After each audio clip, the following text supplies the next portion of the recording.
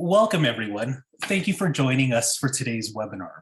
My name is Daryl Dario, and I'm the admissions manager at Willis College. But tonight, I'm excited and honored to host all of you and our talented panel of finance experts for our Don't Let Money Get in the Way of Your Future webinar.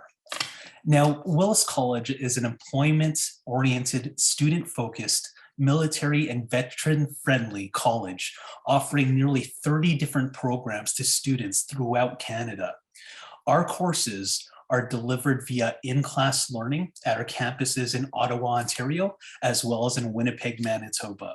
We also proudly offer online learning through our fully internet-based campus, Willis College Online. Now, ladies and gentlemen, making that decision to go back to school, it's always a good idea. However, figuring out how to pay for school is usually the biggest challenge for most of our students. So we understand there are competing financial needs like putting food on the table, paying for housing, and daycare costs. The good news is we want to help you have a plan in place so you can earn your diploma with confidence and less financial stress. So today's webinar will run for about 45 minutes, including time for questions. So just a few housekeeping items before we get started. If you do have any questions during the presentation, please type them into the question box in your Zoom control panel.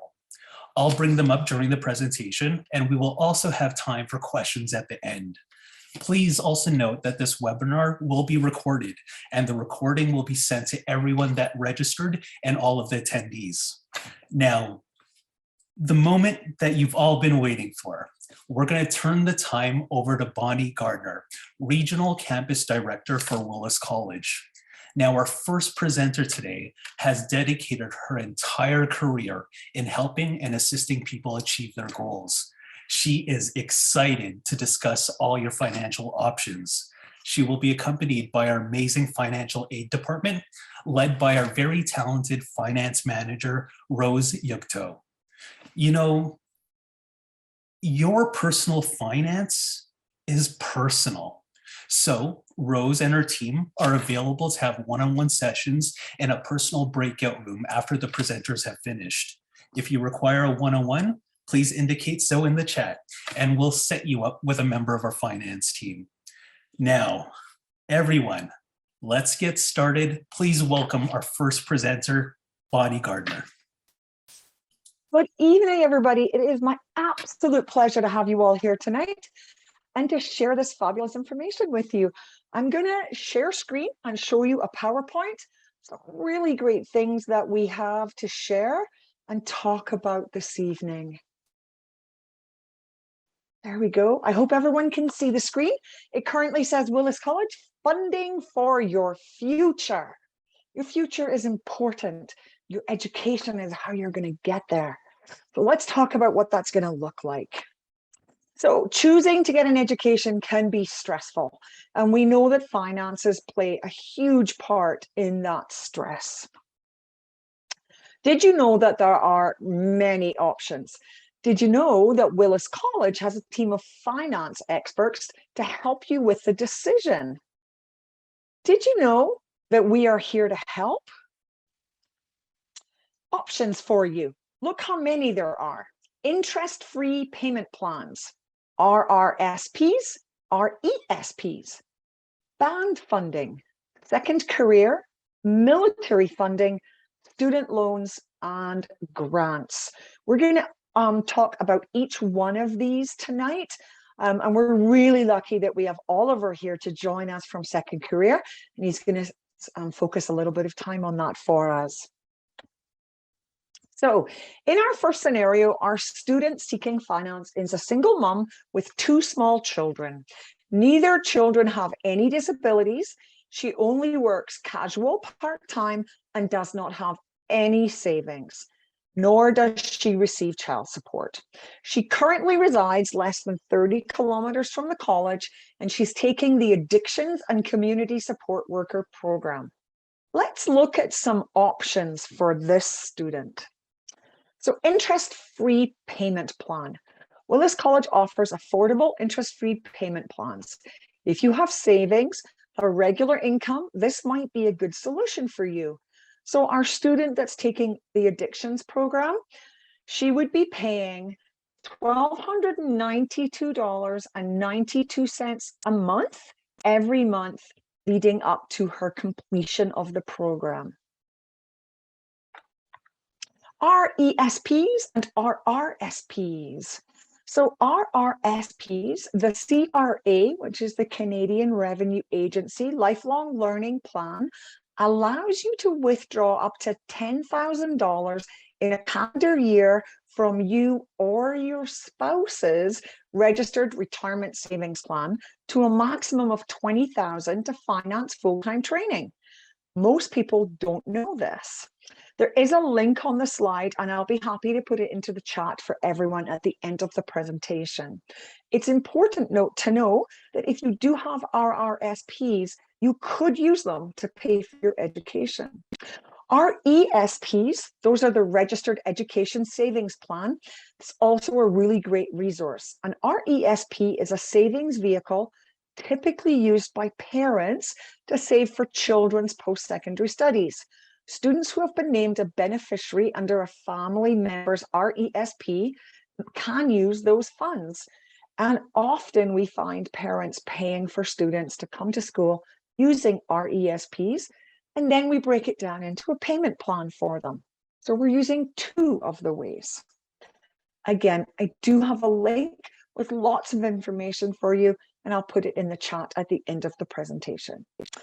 Band funding. If you have eligibility status as First Nations, Inuit, or Métis, you could be eligible for federal funding administered via your band office.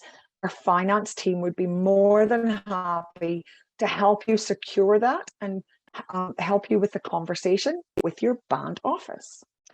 Second Career. In Ontario, Second Career is a program designed for laid-off workers and job seekers wishing to retrain for jobs in sectors that have a good potential for future employment.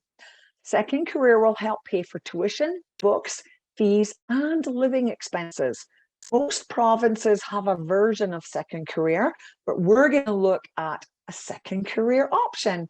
We are really lucky tonight to have Oliver Obagi from Second Career to provide us with some more information. I want to introduce our next presenter. Our next presenter is Oliver Obagi, Second Career Employment and Training Consultant for the Ministry of Labor, Training and Skills Development. Now, Oliver was born and raised in Ottawa with family origins from Syria. He has studied at Ottawa University, majoring in business administration and economics. Now, Oliver has dedicated the last 20 years with helping residents of Ontario improve their lives and careers through government initiatives, namely Second Career. Everyone, please welcome our next presenter, Oliver. Well, thank you, Daryl. Thank you, Bonnie, for that lovely introduction.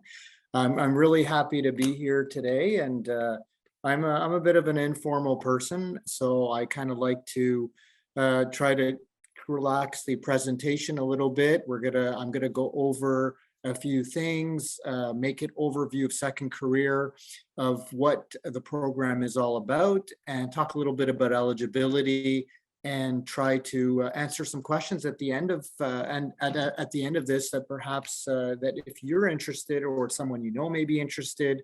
It will just at least give you a good little perception or a big perception on what exactly the program is without delving too much into nitty-gritty detail, because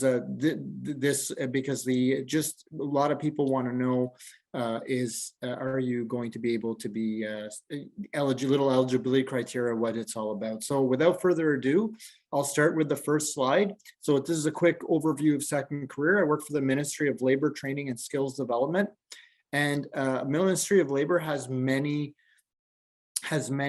departments or divisions. So perfect. So the goal of Second Career, and we in our office and in the network, we refer to Second Career as SC. So if you hear SC, it's not Service Canada, it's Second Career. A lot of people got that a little bit confused at first, but then but we're talking about programs, and it would be second career. So the goal of second career is to provide vocational training to laid off and unemployed people to help them find work in occupations demand in the Ontario market.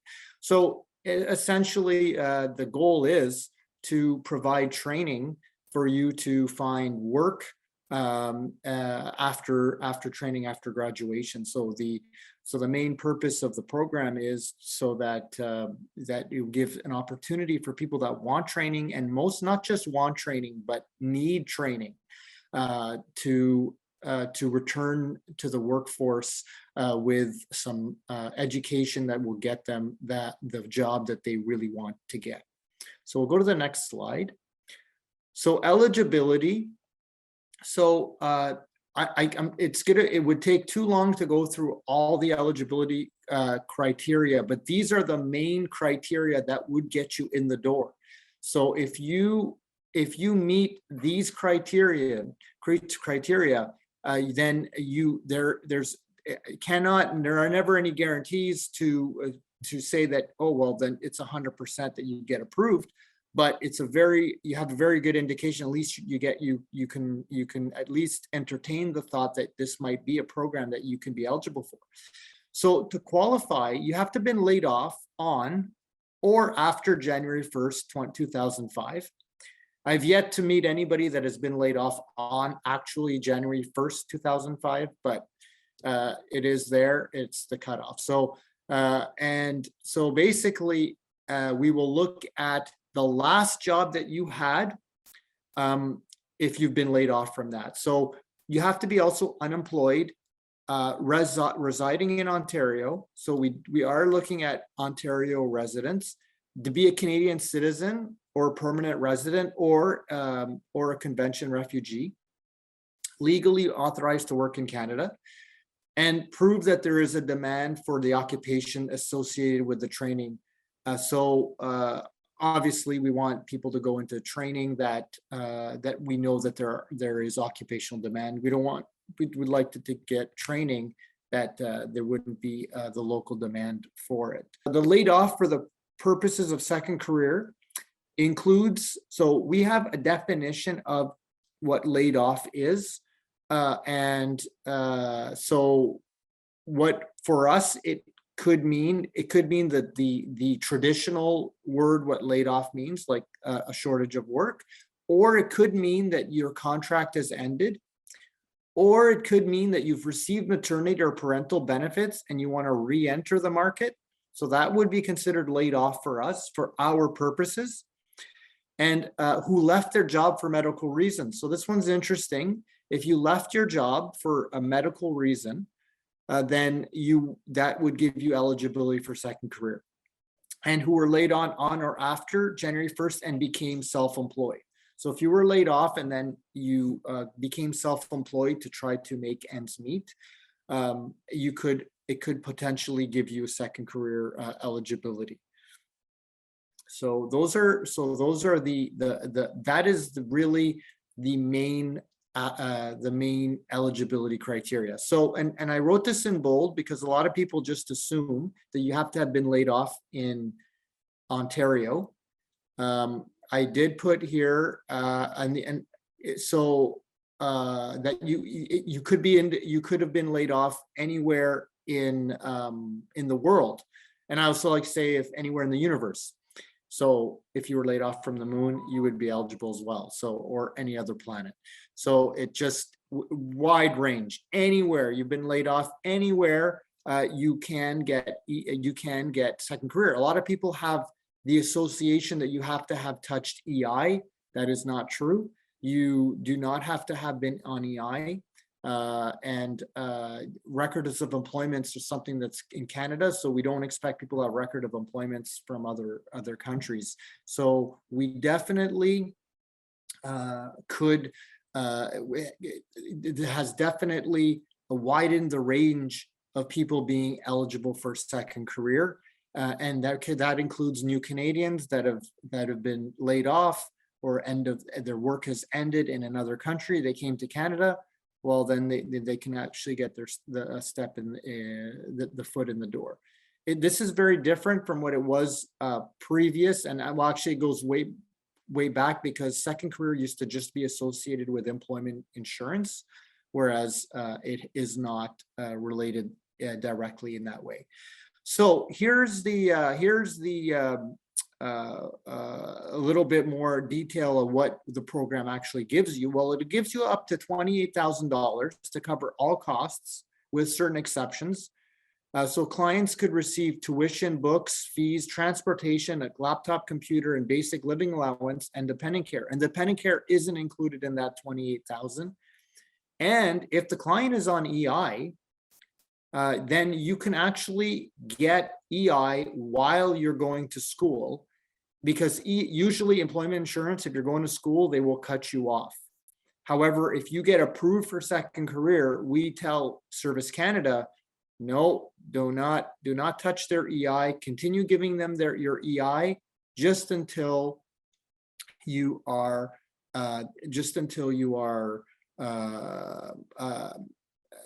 you're in school, and until your EI ends. And once your EI ends, then we can actually entertain giving you a living allowance. And we give a maximum of $500 a week for living allowance and $45 a week for transportation. But what you need to bear in mind, there's still a $28,000 cap. So not including dependent care. So if your tuition is $14,000, then there's $14,000 left to give living allowance. Now, not everybody gets 28,000. So a lot of people get on the assumption that it is 28,000. However, it's not always the case, but that is the maximum. And if need be, and you meet eligibilities for financially, you may be eligible. And it's actually gotten a lot more generous in terms of flexibility for clients. Whereas if people used to have a working spouse, usually they would not get living allowance, but now the threshold is a lot higher. So it is really something that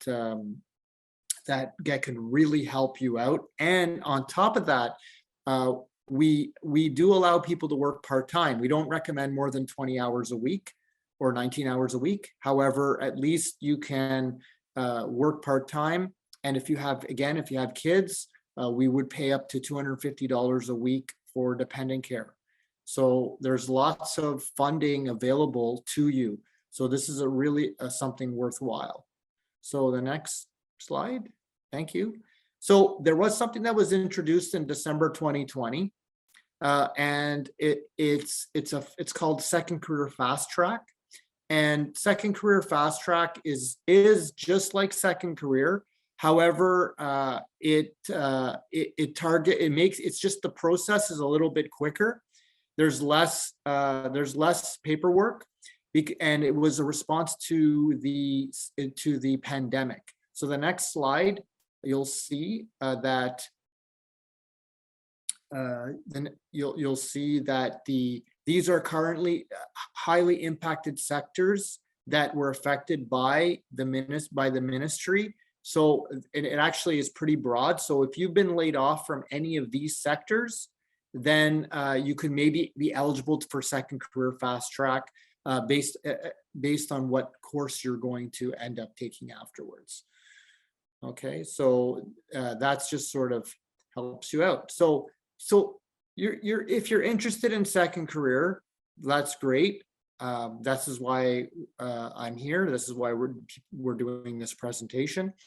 And if you are interested, well, where do you go? Well, you would go to an Employment Ontario location, and you should be able to find that on the website or call Employment Ontario. There are sites there are about 11 sites in Ottawa. And any other city, there should be an Employment Ontario near you. And then you'll go through paperwork and all kinds of stuff to try to, you'll be met up with a counselor, and then they will tell you what you need to do. So people say, well, it's all, you know, it sounds like a lot of paperwork. It's actually, they have reduced it. And I always say to people, I said, if it takes you 28 hours to complete, which is usually not, I don't know that it'll take you 28 hours straight, but if it does, and you're getting 28,000, that's $1,000 an hour.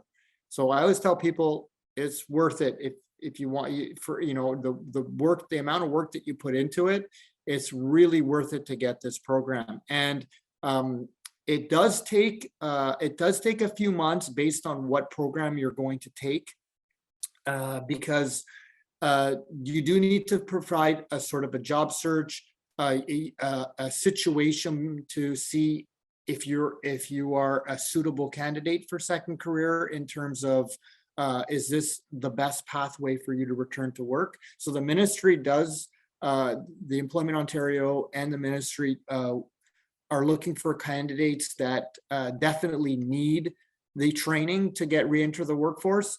But with the pandemic and a lot of the economical struggles and obstacles that have arisen in the last, especially in the last couple of years, that second career has actually been a very good venue for people to get training and get reemployed in a job that they're interested in doing, and it's called second career. So a lot of these careers are perhaps not things that you have done in the past.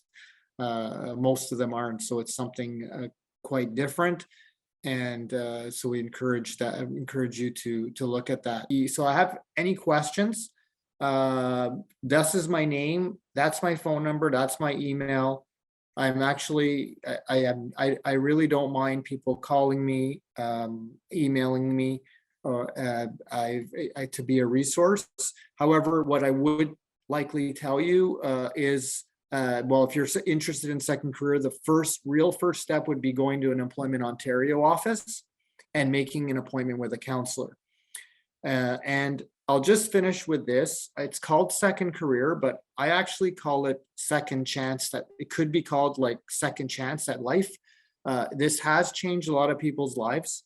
I've seen it for the last 15 years, and I've seen people who have really benefited from this program because it's already stressful enough going back to school.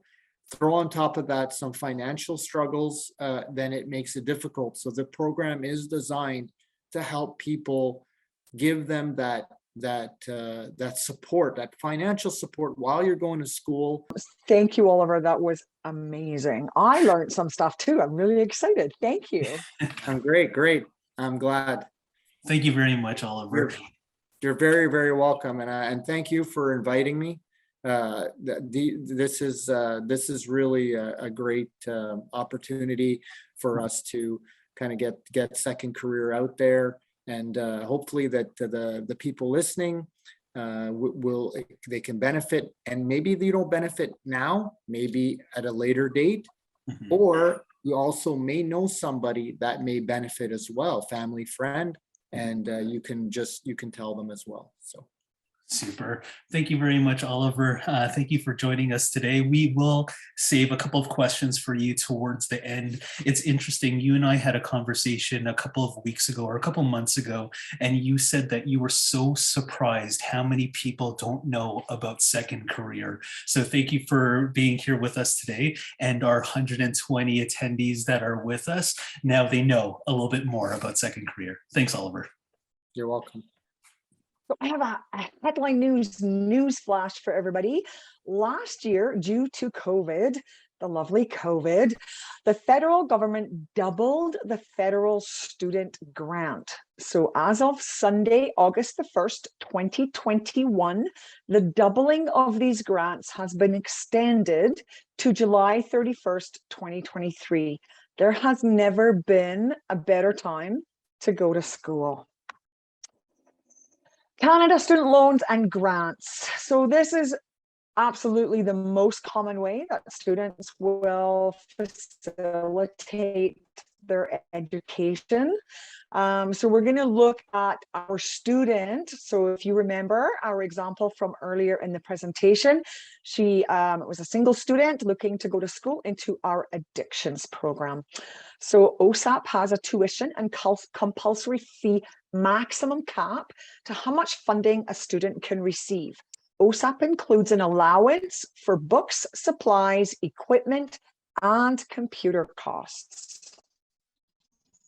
So let's talk about our student. Our student is considered a sole support parent of 2 children.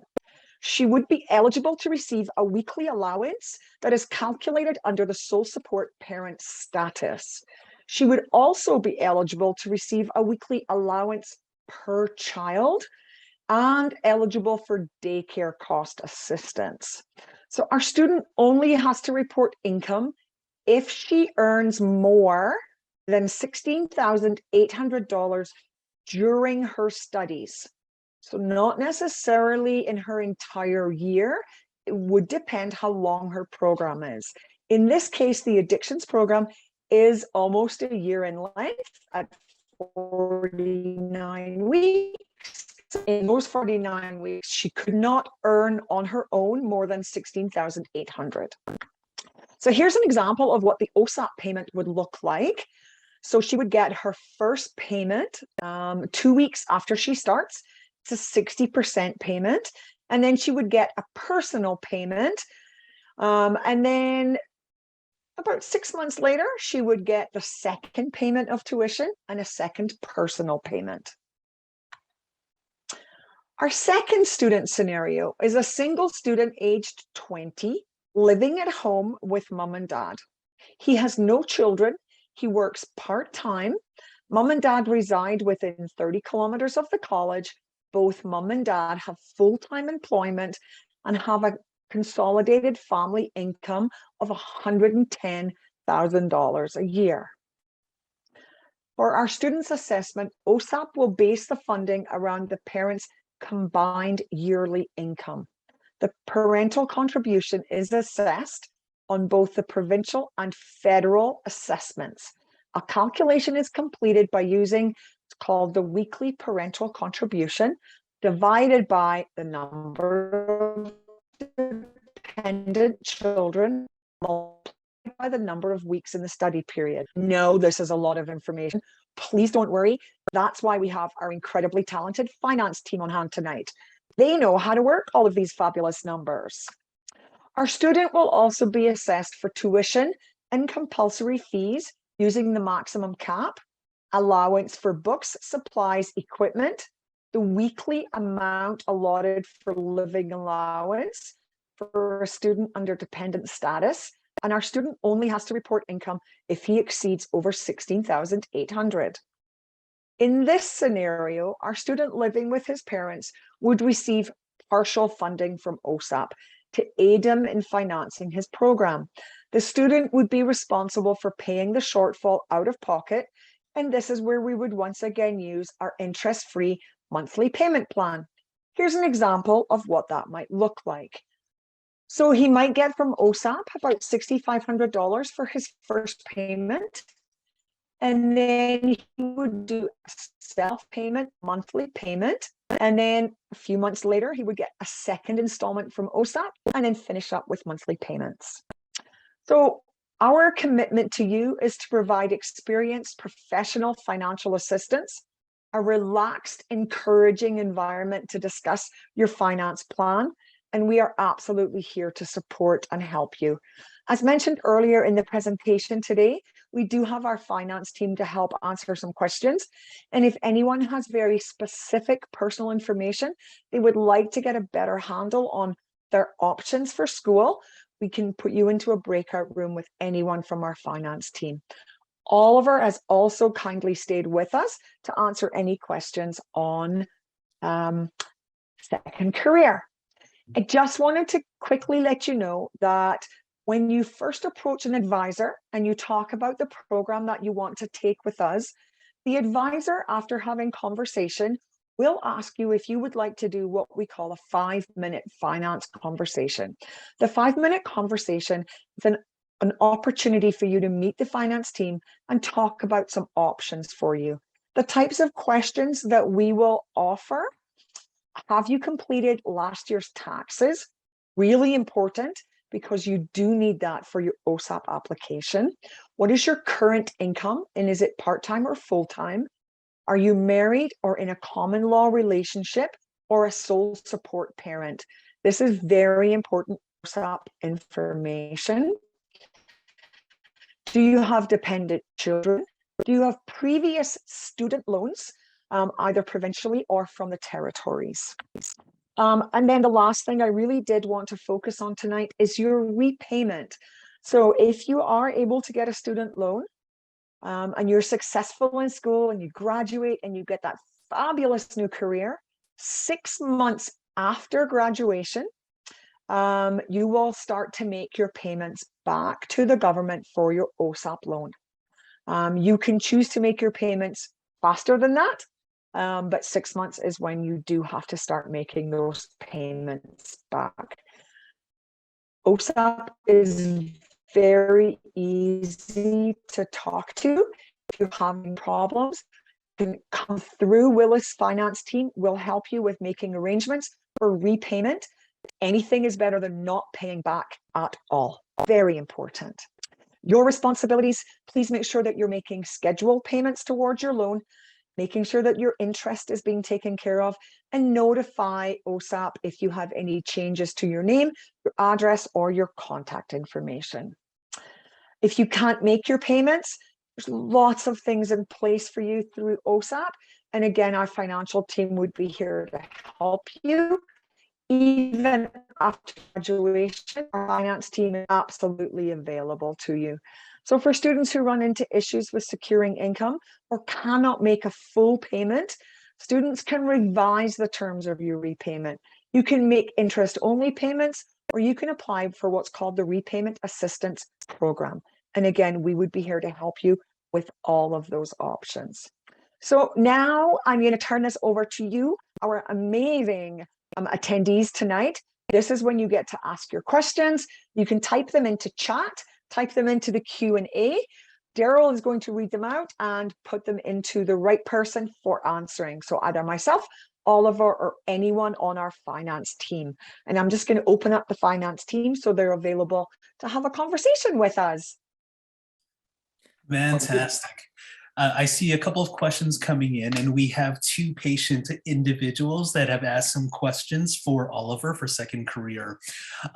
Oliver, Brad would like to know, is it true that you should expect a waiting period of about 3 months after you apply to the second career program?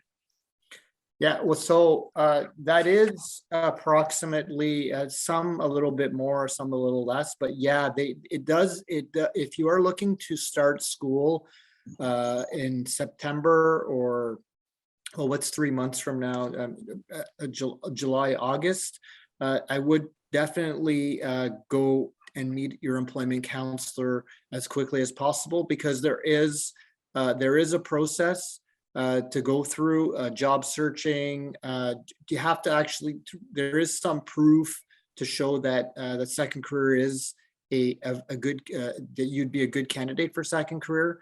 And so I would definitely do that. And there's also some homework on your side in terms of, they do want you to compare different schools, different programs, different, do your homework in terms of all kinds of things like that. So yeah, it does take, it could take up to 3 months. That is correct. However, if anybody who's interested in schooling, I would definitely, it's always better to be early than late. We have people that will, if there's something that you're interested in, it starts even in September, October, I would definitely go now and get that ball rolling. So yeah. I do want to just mention something before I answer the next question, because of OSAP. Actually, OSAP and second career, OSAP doesn't negate your second career application. It's actually, if you can still apply for OSAP while having second career. What ends up happening is you'll get a second career agreement and a contract, and you'll send that to OSAP. and then OSAP can make a determination on how much grant and loan that they would give you. So yeah, it could affect us, of course, OSAP. It could affect your OSAP, but it does not disqualify you from getting OSAP. And we have many students that have accessed both. So that's just something that I would want to just put out there. And I forgot to mention that, but when Bonnie mentioned OSAP, I thought I remembered and I wanted to mention that. So. Thank you, Oliver. Thank Daryl, you. do we have some more questions? We do. Another one for Oliver. How long should I be laid off in order for me to be considered or qualify for second career funding?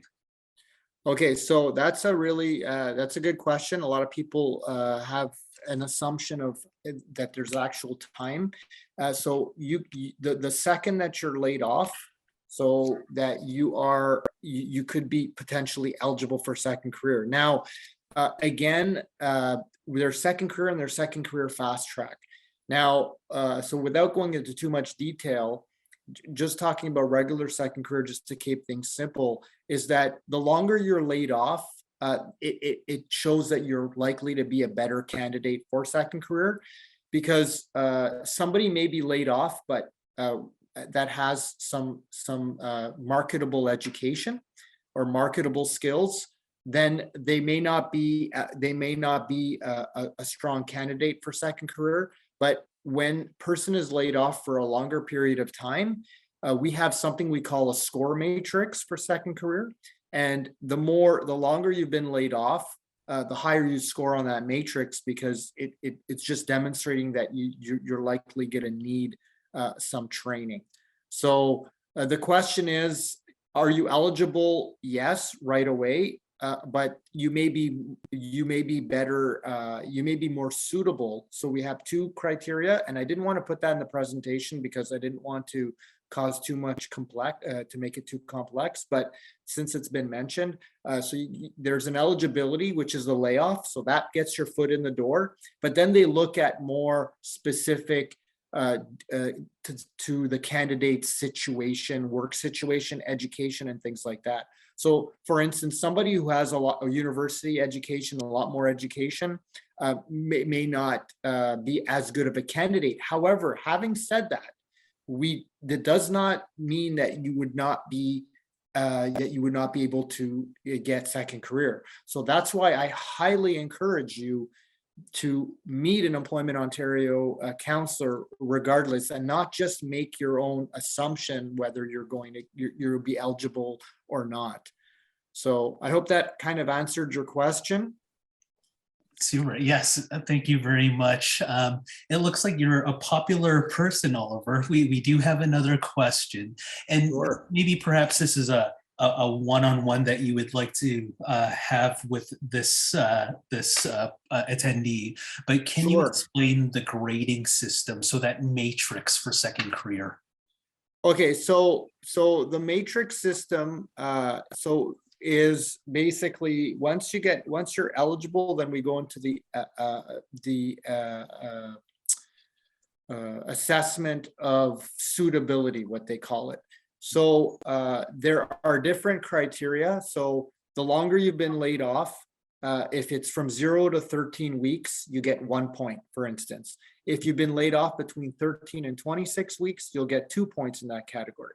If you've been laid off for longer than 26 weeks, you'll get 3 points. If you don't have post-secondary education, you'll get 3 points. If you have post-secondary education, you may get 1 or 2 points. So those are the sorts of things that they will assess you on to see if suitability. However, with the fast track, there is no suitability matrix. So that's why they created something to make it a little bit quicker. But there is also, you have to have been laid off from a specific field and going into a specific training. So it may not be, you may not be eligible for the fast track for that. So, but the regular second career, that's how the suitability matrix works. Fantastic. We do have another question. The questions are just flowing in now. Does having an auto loan or mortgage impact your second career application? No, the short answer is no, it does not impact at all your application. The only way, so the short answer is no. The way that it would impact would be that just for yourself to make sure that that it's something financially feasible. We do look at a bit of financial feasibility because of the $28,000 cap. We don't want to set somebody up to have a financial burden. So it all depends but most of the time, people have mortgages, have loans, have all kinds of debts. And it is rare that that it would impede. It would have to be something that is significant enough for it to be financially not feasible for you. So that should not prevent you from going in and applying for second career or going in to see an Employment Ontario counselor for that. Yeah. Daryl, I see a question that's asking if the diplomas and certificates for Willis College are accepted in Calgary, Alberta. And given that I am coming from beautiful and sunny and a little bit snowy Edmonton, Alberta, I feel confident to answer that question. And the answer is a resounding yes, absolutely. We are coast to coast and even to coast. So our Willis College diplomas and certificates are recognized across the country and even in some countries outside of Canada. So thank you very much for the question. And then one just came in, and I think this is a fabulous question for Oliver. Can I start school if the approval for second career is taking a long time? Sorry? Can I start school if the approval for second career is taking a long time? Oh, okay. That's so that you no, that is one thing that you cannot do. You can't start the program until you get the approval for second career. So once you have to have an agreement signed. So if somebody's in the middle of a program, unfortunately, they are not eligible for second career. It has to be before. So that's why we tell people don't start the program until you get the approval, until you get a contract. So it's a very good question. It's not something that I mentioned in the presentation, so I'm glad that it came up. That yes, you can't, well, it should be no, you cannot start school prior to the second career. If it's taking a really long time, you might want to check with your counselor or maybe with Oliver as to whether or not there may be an issue. I know that we often reach out to Oliver if we're having some concerns for students, and I'm sure that he'd be happy to help you if necessary. Yeah, absolutely. So whether myself or always the best point of contact is the employment counselor. Because the employment counselor would also have the information on where the file is at and who has it. Now, just to let you know that a lot of times, if the start date is the approval does come, unfortunately, a week or ideally 2 weeks before the start date of the course. So if your course is starting in a month, you're likely not going to get an answer that quick, because we do prioritize a lot of times on the start dates. However, there is a 10-day business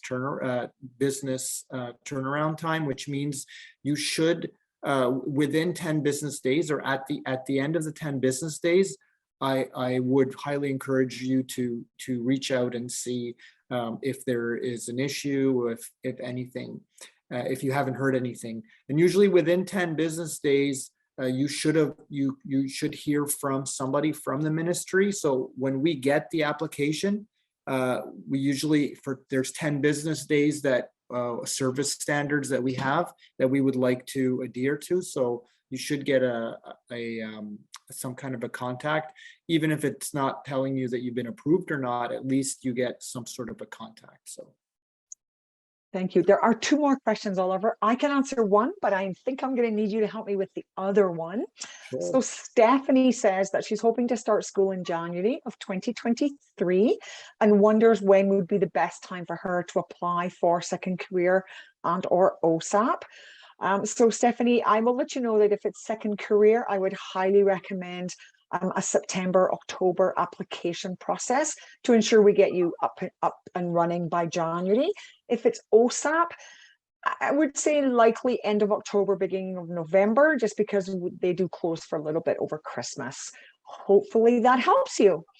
And the next question, Oliver, that I will ask you to help with is, can you work while receiving second career?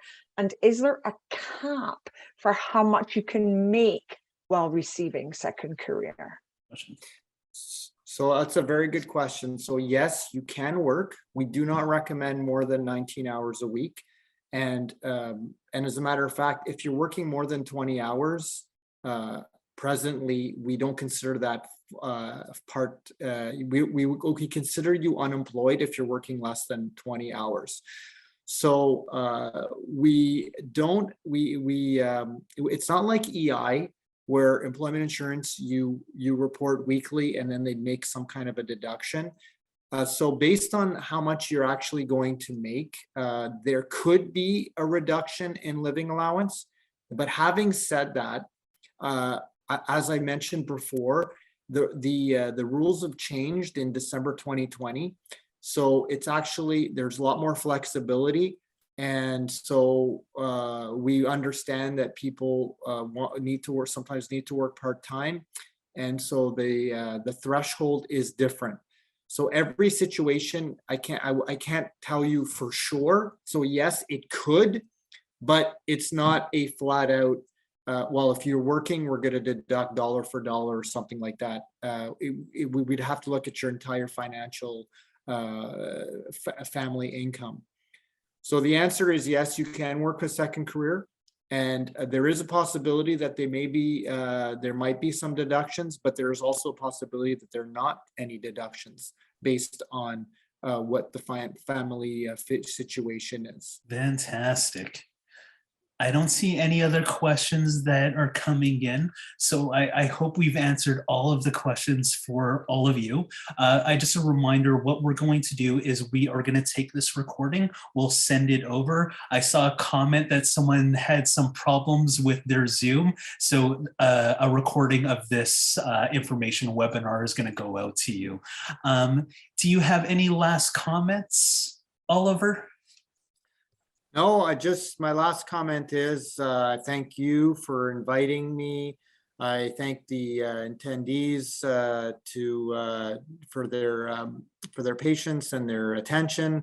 By the look of all the questions and things coming through that we saw, I feel that there's some activity there, and that's a good thing. And at the end of the day, we're trying to help people to get to a career that they like to do, and reducing the financial barrier is a big step towards that. So and again, I highly encourage you, even if you are not sure if you're eligible or not, it does not hurt to go to an Employment Ontario office and just ask, because just making an assumption that you may or may not be eligible, it's just great to go there, and then they can look at your personal situation, and at least you'll know if it's something that is viable or not, and then you can look at different options. So that's my advice to everybody, is to go and check that out if they're interested in going to school.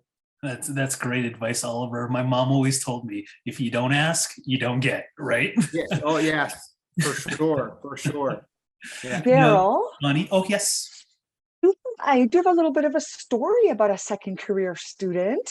Oh. So in our online division, we just recently had an amazing graduate who came to school using second career. So her tuition and books were paid for. She did have some living expenses and a little bit of help with her daycare, as she had a young child and was a single mom. Mhm. She did a massive career change. She's been a waitress for about 12 years. With COVID, she got laid off. She went to second career, was successful in her application and started school with us. She graduated 2 months ago and in practicum was hired full-time into her program. And on Friday, she will be part of our graduation ceremony. We are so thrilled for her. And she often states that between Second Career and Willis College, her life has taken a brand new path. So please know that we are here. We work with Oliver on a regular basis. We're thrilled that he was able to join us tonight. We want students to use this amazing way of funding school, and we have lots of people that we can help get into this program and navigate through the school piece of it with all of the questions that you'll get asked. So please don't hesitate to reach out. Thanks, Daryl. Thank you very much, Bonnie. Well, this is the end of our webinar, and a successful webinar it was. Thank you again to Oliver for all the information about Second Career and answering all those questions. Bonnie, it's always a delight. Thank you for the wonderful slideshow and giving the options to all of our attendees. Guys, I want to just take a moment right now to mention a few unsung heroes that are on this panel. Cesar, Gabriel, and Rosie, and the finance team. I promise you this, if you are really considering going back to school, that big hurdle in front of you is, how can I afford going to school? I guarantee, take a moment, contact the admissions team, speak with Rosie and her team, and there are going to be options for you. In my 20-year career doing admissions for colleges, the one factor, the one thing people are scared of is they don't know how to afford to go to school. And it's not so much the tuition of a program. What it really boils down to is, I don't know how I'm going to pay for it. Now, Cesar, Gabriel, Rosie, and our full FAA team, there are gurus and wizards. Spend a few minutes with them, that 5-minute conversation that Bonnie had suggested, and in that 5 minutes, really, it could change your life. Thank you very much for joining us for tonight's webinar. We will be sending out a recording of the webinar, as well as we'll send you information for how to contact admissions, how to contact our finance team. But thank you very much for joining us. Everybody have a wonderful evening. You as well. Thank you. Take care, everybody. Please be safe. Good night. Bye.